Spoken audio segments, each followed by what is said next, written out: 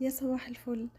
تعالوا بقى النهاردة اما نعمل العيش في البيت بطريقة سهلة وجميلة، ولو جربتوه هيطلبوه منكم كل يوم من جمال طعمه.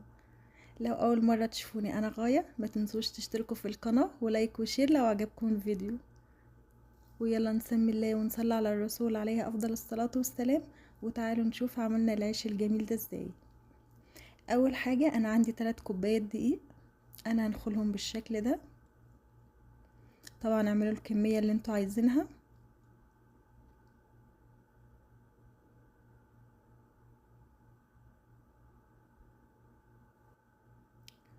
بعد كده هحط حوالي ربع معلقة ملح،